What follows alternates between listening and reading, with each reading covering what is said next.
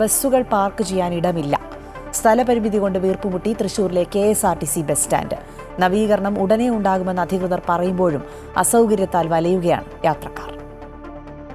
യാത്രക്കാരുടെ പ്രധാന ആശ്രയമായ തൃശൂരിലെ KSRTC ബസ് സ്റ്റാൻഡ് ഇട്ടാവട്ടത്തിൽ ഒതുങ്ങുകയാണ്. പെട്രോൾ പമ്പും ബസ് വർക്ക്ഷോപ്പും ഉൾപ്പെടെ സ്റ്റാൻഡിൽ സ്ഥലപരിമിതി കൂടി വരികയാണ്. നിലവിലുള്ള KSRTC ബസ്സുകൾ പാർക്ക് ചെയ്യാൻ പോലും ഇടമില്ല. വാഹനങ്ങൾ പരസ്പരം ഇടിക്കുന്നത് പതിവാകുന്നു. നഗരമധ്യത്തിൽ സ്ഥിതി ചെയ്യുന്ന സ്റ്റാൻഡിൽ സൗകര്യങ്ങളെക്കാൾ കൂടുതൽ പരിമിതികളാണുള്ളത്.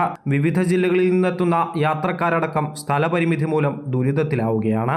400 ബസ്സുകളാണ് അവിടെ ഒരു ദിവസം വരുന്നത്.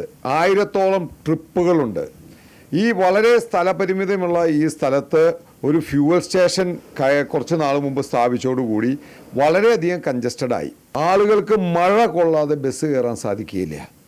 മറ്റൊരു പ്രധാനപ്പെട്ട വിഷയം എന്ന് പറഞ്ഞു കഴിഞ്ഞാൽ പഴയ ബിൽഡിങ്ങിലാണ് ആ KSRTC സ്റ്റാൻഡ് പ്രവർത്തിക്കുന്നത്. അവിടുത്തെ ജീവനക്കാർക്ക് മര്യാദയ്ക്ക് അവിടെ റെസ്റ്റ് എടുക്കാൻ പോലും ഒരു സൗകര്യം കൃത്യമായിട്ടില്ല. നവീകരണം ഉണ്ടാകുമെന്ന MLA അടക്കം പറഞ്ഞിട്ട് വർഷങ്ങൾ പിന്നിട്ടു.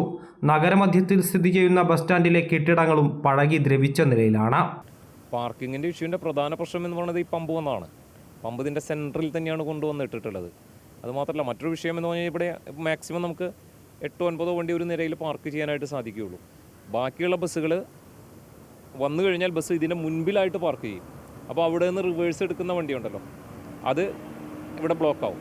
ഈ ബിൽഡിങ് മാറ്റിയിട്ട്, ഈ ഓഫീസ് ഇവിടെ നിന്ന് മാറ്റിയിട്ട് അപ്പുറത്തെ സൈഡ് അവിടേക്ക് മാറ്റുക. ഇത് മാത്രമാണ് ഇപ്പോഴത്തെ പരിഹാരം. എത്രയും വേഗം യാത്രക്കാർക്ക് സൗകര്യമൊരുക്കുക, നഗരത്തിലെ പ്രധാന യാത്രാ കേന്ദ്രം നവീകരിക്കുക എന്നീ ആവശ്യങ്ങൾ ശക്തമാവുകയാണ്. അമൃത ന്യൂസ്, തൃശൂർ.